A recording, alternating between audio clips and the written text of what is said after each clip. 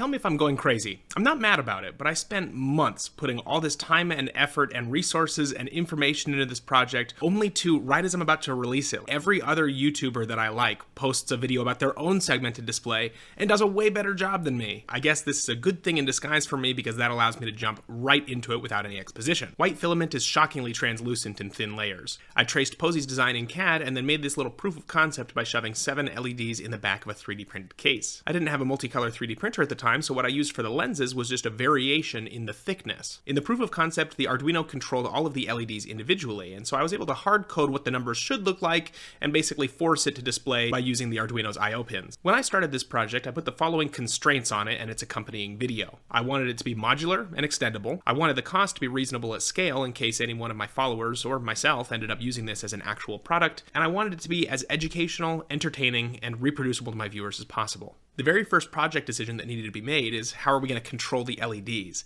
Obviously, I'm not going to have an Arduino on every single segment like I used for the proof of concept, so I had to make a design choice of what I was going to use, and I opted for a shift register. By using this method, I can get one microcontroller to get the number that we need to display, split it out into the digits, split those digits into which segments needed to be on, and then shift all of the binary code into the shift registers and display it all at once. I opened up Flux AI, laid out a PCB, and then sent it to JLC PCB to have them make it. At this point in the project, I was still tracking expenses really rigorously. Given my background in finance and goal number 2, I thought it would be interesting to see, if you make 1 billion of these units, what would the costs look like at scale? How cheap could I get it? I intentionally designed the circuit board to be black and white, black in the areas that would need to absorb the light, not let it bleed to other segments, and then white in the areas that I wanted it to reflect the light back up into the lens. While waiting for the boards to arrive, I started messing with the thickness of the lenses. I found that the best way to go about this is to do all skin layers and no infill. The infill is pretty obvious. If you have infill inside of it and the light going through it, you're going to get this gyroid or whatever infill pattern you use shadow being cast on the front of the lens. The good thing about Bamboo Slicer is that it'll tell the printer, I think most slicers do this, but it'll tell the printer to alternate the direction of the skin lines with each layer,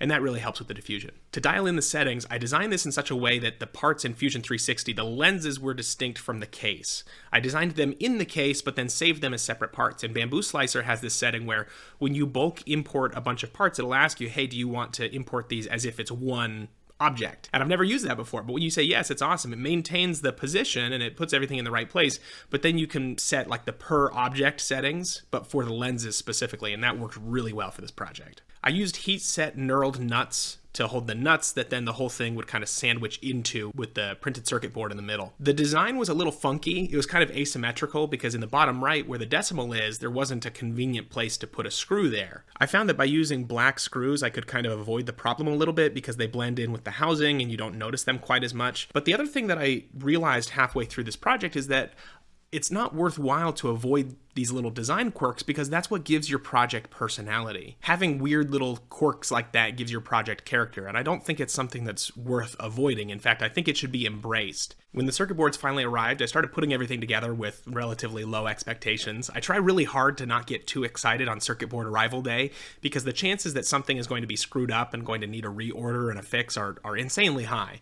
But in this case, I just got really lucky. I finished the first version of the digits late at night, and I sat there and watched it just tick by for the better part of an hour. It's so satisfying to watch something that you made every single part of it. I think that humans have this innate desire to create things, and I find that I get the same feeling of like fulfillment from watching my son grow up and mature as I do from watching like my robots that I built. I really liked version 1 and it was super cheap, but the only problem that it had is there was a hot spot in the middle of the lens because it was just using one big LED. So I redesigned the boards to use SMD components, the idea here being that I could use 2 to 4 LEDs on each segment, which would better help diffuse the light, spread it out. This is my first time ever using SMD parts in a project, so I bought a hot plate and holy cow, 200 square millimeters is massive. It's way bigger than it sounds. I didn't buy a solder stencil when I was ordering these boards because I'm too cheap and I was kind of still paranoid about the costs of this project at that time. On the long list of things that the good Lord blessed me with, humility was not one of them. So in my infinite wisdom, I decided that I would try to 3D print a solder stencil. And it worked well.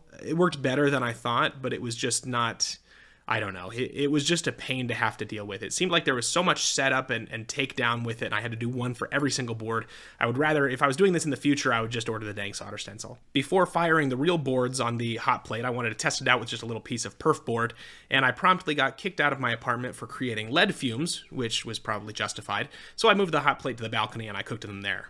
After baking the first segment of the version 2, though, I was shocked again to get really lucky, and this worked on the first try. The improvement in diffusion is difficult to overstate from version 1 to version 2, whereas before it was kind of this big localized central hotspot, now it was this beautiful even glow across the whole segment. Version 2 also had support for adding DuPont headers, male and female, so that I could chain these boards together and then detach them, whereas version 1 I was just testing things out, so I just hardwired everything. The DuPont headers worked well enough. It wasn't a great feeling, but at least it connected the boards. They're not meant to be structural, so it was kind of, you had to hook them up and then just be careful not to touch them too much, because they're not designed to have any sort of tension or structural or weight holding to them, right? They're just designed to hook things up easily. But either way, I was hopeful that this was going to be my final implementation of this project, and so I buckled down and got 4 solder masks ready and was getting ready to tweeze 100 different little grains of rice onto the boards. I got frustrated because I was like, this is not how people operate. This is not how I should be operating. When people need 10 or 15 or however many circuit boards,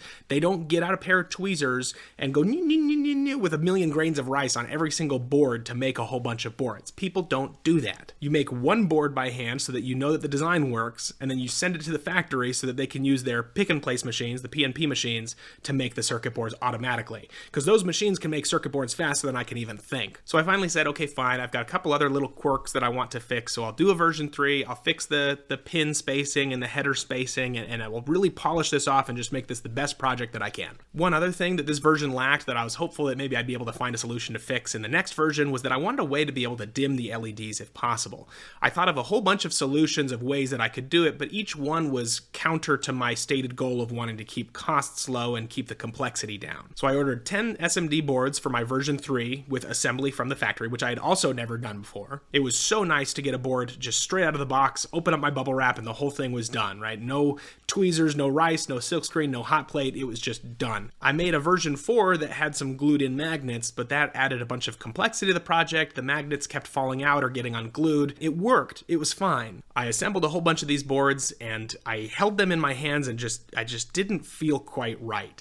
The DuPont connectors were great, they work, they're functional, but they just, I don't know, something about them was so unsatisfying to hook them together. Something was just missing and I couldn't find it. For days I was scouring forums looking for magnetic connector, magnetic DuPont, but it was funny because once I found the magic word, it became incredibly easy to find exactly what I was trying to find. And the magic word was Pogo. These connectors have really strong magnets and spring-loaded pins, hence the name Pogo, and they allow for a really satisfying snap into place. I ordered just 2 sets at first to test them out because they had one fatal flaw, which was the price. One set of connectors was $4, so for the 6 digits that I wanted to display my subscriber count, it was going to increase the price by nearly 6 times, and almost all of that was going to come just from the connectors. So I kind of felt like I'd have to be a fool to use them. I couldn't stop thinking about the connectors though. They'd keep me up at night. I was tossing and turning in bed thinking Pogo, Pogo. And around the same time, I read a really interesting article by Paul Graham. The article was called Do Things That Don't Scale, and it was intended for an audience of venture capitalists and investors, but I thought that the idea really applied to what I was doing. He was talking about if you're a small company and you're trying to grow, a lot of people get really focused in on, okay, we need to build out the processes for the company that are going to be able to scale when the company grows. And his whole point was, no, you don't need to be thinking like that. If you're a small company, you need to be leaning into what you can do that big companies can't. You need to do the things that can't scale because that's really your only advantage as a small company. I can't compete with products and companies that have hundreds of thousands of dollars that they can spend on making their products the best.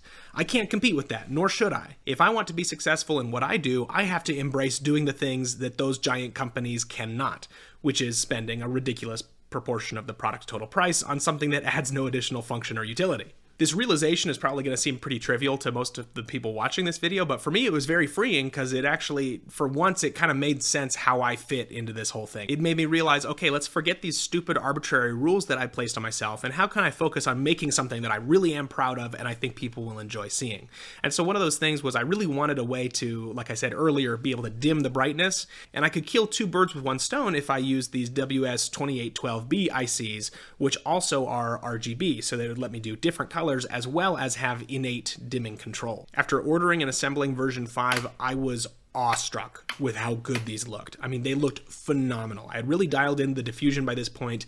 The housing snapped perfectly onto the boards lined up perfectly with one another. The RGB effect was so vibrant, I could make it ridiculously bright, or I could make it faint and dim. I normally prefer working on a project until I get the minimum amount done, but for once I had actually taken something all the way to the finish line and passed and refined it, and it was just so satisfying. I proudly hooked up my Arduino R4 Wi-Fi, and I wrote some code to get my current YouTube subscriber count, and I set it to refresh every 30 minutes. And I realize that this is only 6 digits, but I am a fair bit away from 100,000 subscribers, so I've still got some headroom, and I am more than happy to redesign this if I do ever get to 1 million. Hopefully you learned something from this video. This was way more work than I normally put into a video, so I hope you enjoyed it, and if you did, please do give me a like. Thank you so much for watching. Leave your opinion in the comments, and I hope you have a wonderful day.